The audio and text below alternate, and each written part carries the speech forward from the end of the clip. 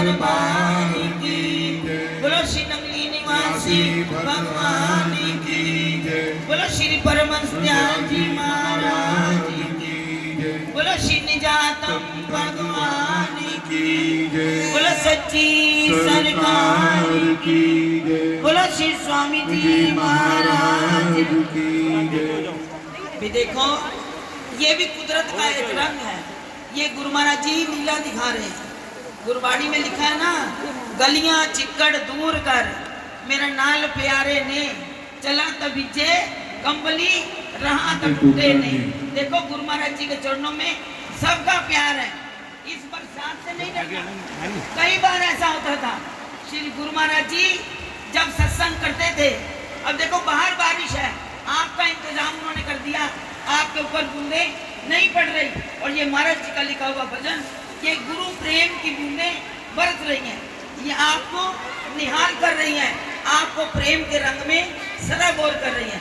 तो हम जो हैं ये बादल भी अपनी खुशी प्रकट कर रहे हैं, ये बादल भी अपनी खुशी प्रकट कर रहे हैं। वो भी कहते हैं हम पीछे क्यों रहे, प्रकृति भी खुशियां मना रही है तो हम क्यों घबराएं। बारिश में हम कोई गल थोड़ा जाएंगे, कुछ नहीं होता। तो हम दादा गुरुदेव श्री परमहंस दयाल जी का पावन अवतरण दिवस मना रहे हैं, तो खुशियों में आओ, थोड़ा सा ही समय लेंगे। तो गुरु महाराज जी की एक दो लीलाएं, ये तूफान लिखे हुए हैं, ये सब कुछ लिखा हुआ है, लेकिन हमने घबराना नहीं है। तो गुरु महाराज जी की लीला एक छोटी सी आपसे कहूँ कि जब दादा गुरुदेव श्री परमहंस दयाल जी जयपुर में विराजमान थे, दादा गुरुदेव श्री परमहंस दयाल जी जयपुर में विराजमान थे और उधर श्री गुरु महाराज जी को आगरा में तपस्या के लिए उन्होंने बिठाया हुआ था। जब उन्हें तपस्या के लिए बिठाया हुआ था तो एक बार क्या हुआ, एक सेठ आया श्री गुरु महाराज जी के चरणों में आगरा में। तो उन्होंने क्या किया, कुछ सिक्के चांदी के, उस वक्त दूसरी माया नहीं थे, चांदी के सिक्के लाकर श्री गुरु महाराज जी के चरणों में भेंट किए। और गुरु महाराज जी पैसे को हाथ नहीं लगाते थे। उन्होंने एक व्यक्ति को साथ लिया, वो माया पकड़ाई, कहने लगे जिनकी माया है मैं उनके अर्पण कर रहा हूँ। तो उन्होंने क्या किया, वो चांदी के सिक्के लिए उस व्यक्ति को साथ लिया और आगरा से चल पड़े। आज्ञा नहीं थी श्री दादा गुरु महाराज जी की, उन्होंने आगरा में बिठाया था, आज्ञा नहीं थी, लेकिन मन में तड़प भी थी। गुरु दर्शन की आस ने एक बहाना दिया, बहाने के कारण के गुरु महाराज जी के अपने गुरुदेव के दर्शन भी कराऊंगा और ये जो सेवा मुझे मिली है अपने पास नहीं रखनी, अपने गुरुदेव को अर्पण करनी है। तो वो जयपुर में करने के लिए चले गए।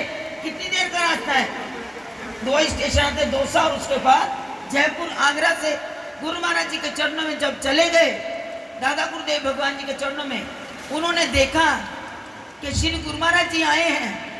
तो दादा गुरु महाराज जी ने, कहते ना अपने शिष्य को कैसे बनाया जाता है, अनुशासन के द्वारा। और दादा गुरु महाराज जी ने कहा कि इसको ले जाओ, अभी वापस जाओ। श्री गुरु महाराज जी को थोड़ी देर भी खड़ा नहीं होने दिया। देखो कितनी शक्ति थी अपने शिष्य के प्रति। जिसको बनाना होता ना, कहते ना कि अंदर हाथ दे के बाहर मारे चोट। गुरु कुमार शिष्य कुंभ है, घड़ घड़ खाड़े कोट, अंदर हाथ दे के बाहर मारे चोट। तो गुरु महाराज जी ने, दादा गुरुदेव भगवान जी ने उन्हें वापस भेजने के लिए कहा और श्री गुरु महाराज जी भी आज्ञा में बंधे हुए उसी वक्त वापस चल दिए, उसी वक्त वापस चल दिए। आंखों में 2 आंसू भी आए। तो जब वो वहां से चल दिए, एक भक्त जो अपने घर से आया और उसने देखा कि श्री गुरु महाराज जी आए हैं आगरा से, तो उन्होंने कहा गुरुदेव आप कैसे? कहने मेरे पास कुछ सेवा थी, मैं आया था, लेकिन गुरुदेव की आज्ञा रुकने की नहीं हुई, एक झलक देखी है और मैं चल पड़ा वापिस। उन्होंने क्या किया, श्री गुरु महाराज जी को अपने घर ले गए। घर ले जाकर उनको जलपान कराया, कराने के बाद उनको टिकट लेकर उनको आगरे वाली गाड़ी पे वापस बिठा दिया। उसके बाद वो शाम को जब दादा गुरुदेव जी के चरणों में आए जयपुर में, जो भक्त थे, तो दादा गुरुदेव जी तो सब कुछ जानते थे। तो उन्होंने कहा भाई कैसे आज सवेरे आप नहीं आए, आप सवेरे नहीं आए। तो उन्होंने कहा महाराज कि भाई श्री गुरु महाराज जी, श्री गुरु महाराज का नाम लिया, आगरा से आए थे। जब मैंने उनको वापस जाते देखा तो मैंने उनको अपने घर में ले जाकर स्नान कराया, कराने के बाद भोजन कराया, भोजन कराने के बाद टिकट लेकर उनको मैं गाड़ी पर बिठा कर आया। तो दादा गुरुदेव भगवान बड़े ही प्रसन्न हुए, इतने प्रसन्न हुए, कहते यहाँ तो सभी पत्थर दिल के बैठे हुए। जब श्री गुरु महाराज जी को आज्ञा दी थी ना कि आप वापिस चले जाओ, तो उस वक्त दादा गुरुदेव ने कहा यहाँ जितने भी बैठे थे सब पत्थर दिल के थे। किसी ने भी नहीं कहा कि गुरुदेव किसी ने नहीं कहा, सबने कहा हम डर के मारे नहीं बोले। तो गुरुदेव अपने भक्तों पर बड़े अनुशासन के साथ चलते थे। और मुझे याद आ रही है वो भी लीला कि एक बार क्या हुआ, निजातम प्रभु के साथ श्री सदगुरुदेव भगवान जी जा रहे थे कहीं भक्तों के घर में, और ट्रेन रास्ते में एक रुक स्टेशन था, वहां रुकी। और उस स्टेशन पर क्या था कि अपने जो भी बात कर रहे थे शिव शर्मा जी की, शिव शर्मा जी यही रहते थे। शिव शर्मा जी उस वक्त वहां पर रहते थे। तो उनके पिताजी की नौकरी रेलवे में थी, रेलवे में थी।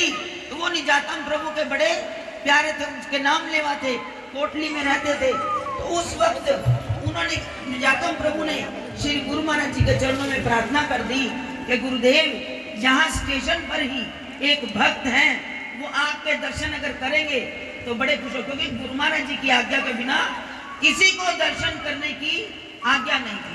और इतना अनुशासन था कि जब तक गुरुदेव भगवान का हुक्म नहीं होता था कोई उनके दर्शन नहीं कर सकता था।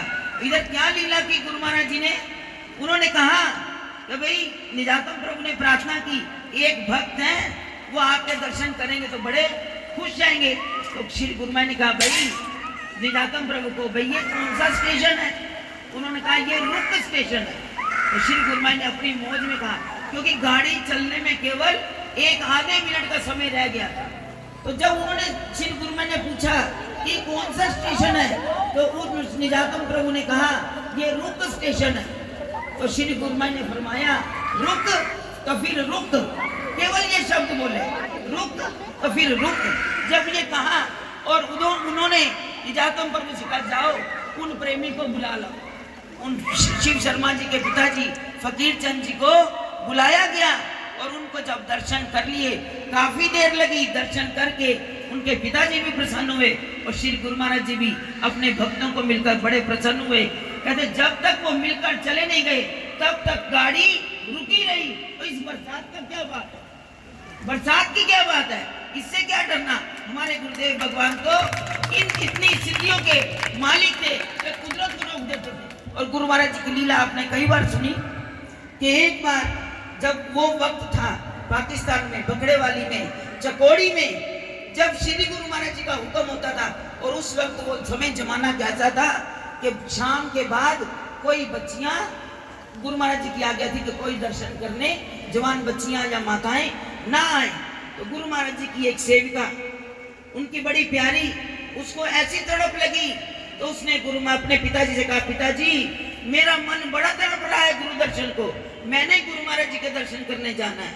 तो उस वक्त उसके पिताजी ने कहा बेटे कि गुरु महाराज जी की आज्ञा है कि भाई सांझ हो जाए, सूरज छिप जाए तो उसके बाद नहीं जाना, जब तक हम चलेंगे तो सूरज छिप जाएगा। तो गुरु महाराज जी बड़ी कठोर दंड भी दे सकते हैं, डांटेंगे भी और उनकी झिड़क बढ़ जाएगी। वो बच्ची नहीं मानी, तो वो नहीं मानी तो वो बाहर निकली, वो बच्ची की तड़प इतनी थी, बाहर निकली और बाहर सूरज देव की ओर देखकर कहती है भाई जितनी है उतनी रुक जा। उस बच्ची ने कहा जाई ना, रुक जा, सूरज को कह दिया रुक जा, और अपने पिताजी को कहती है चलो पिताजी मैंने दर्शन करने। और जब वो बच्ची पिता हट गए, बच्ची के हट के आ गए, पिताजी हार गए और वो उनको लेकर जब वहां पहुंचे, अब क्या था, घोड़ी पे बैठकर दोनों बाप बेटी और गुरु महाराज जी के दरबार जब चकोड़ी पहुंचे, जब पहुंचे तो गुरु महाराज जी अपने सिंहासन पर विराजमान थे, बैठे हुए थे। और जब उस बच्ची को देखा तो गुरु महाराज जी मंद मंद मुस्कुराए भी। उन्होंने देखा मेरी बच्ची के अंदर तड़प कितनी है, तो गुरु महाराज जी ने उसको अंदर आने से पहले ही कह दिया अरे बेटी, जिसको रोक के आई है ना उसको जाने की आज्ञा दे दे। तो बोल मेरे श्री गुरु।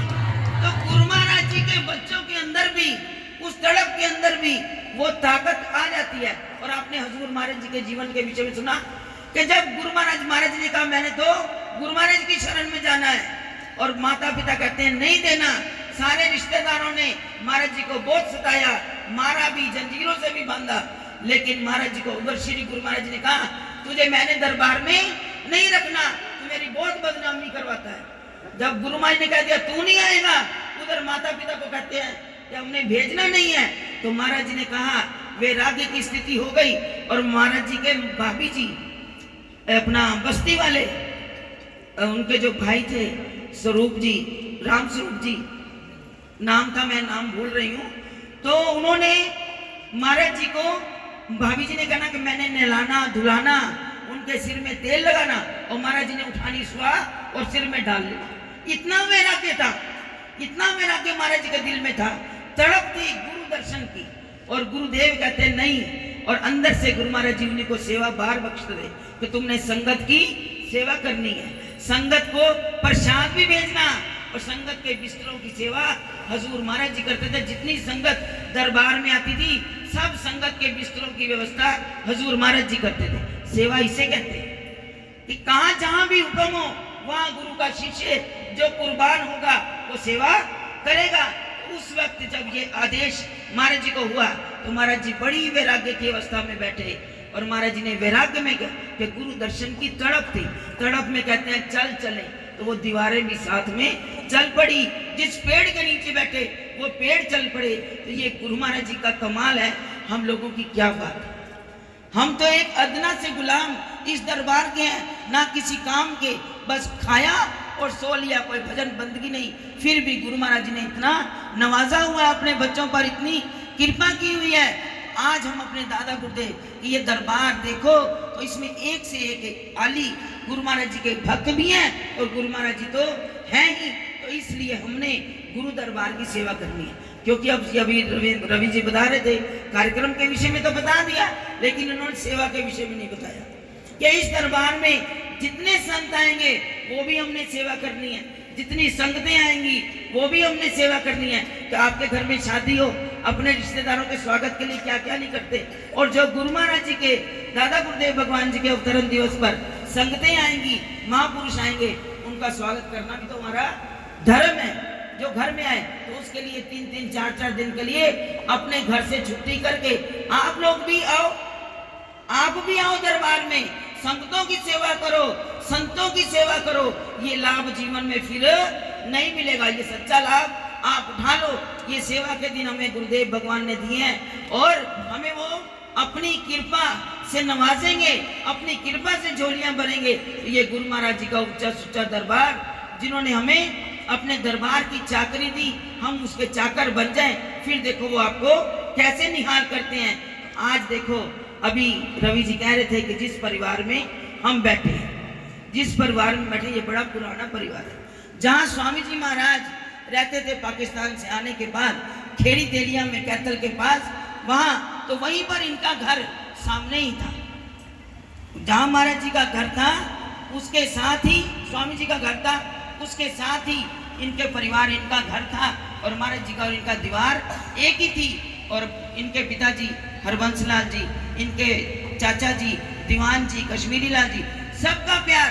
जब महाराज जी कैथल जाते, इतनी इतनी दूर साइकिलों पर जाकर, कहाँ गांव के स्टेशन से जहाँ पर बस अड्डे होते थे वहां से जाकर महाराज जी को लेके आना, किस आदर के साथ, किस सत्कार के साथ। इस परिवार ने बड़ी सेवा की हुई है। परिवार सारा गुरु महाराज जी का अनुयायी है और गुरु महाराज जी पर कुर्बान है। और आज देखो ये नज़ारे मिल रहे हैं, ऐसे नज़ारे मिले, ये गुरु महाराज जी की लीलाएं हो रही हैं। कभी बूंदें बरस गई और अब शांत है, अब मेरे ख्याल शांत है, हल्की हल्की फुहार पड़ रही है, लेकिन कुदरत भी रुकी हुई है, कुदरत भी रुकी हुई है, इतनी तेज नहीं है। आप गुरु महाराज का लंगर खाओ, आपको घर में भेज कर ही जो कुछ होगा सो होगा। तो बड़े प्यार से गुरु महाराज का जय घोष करो।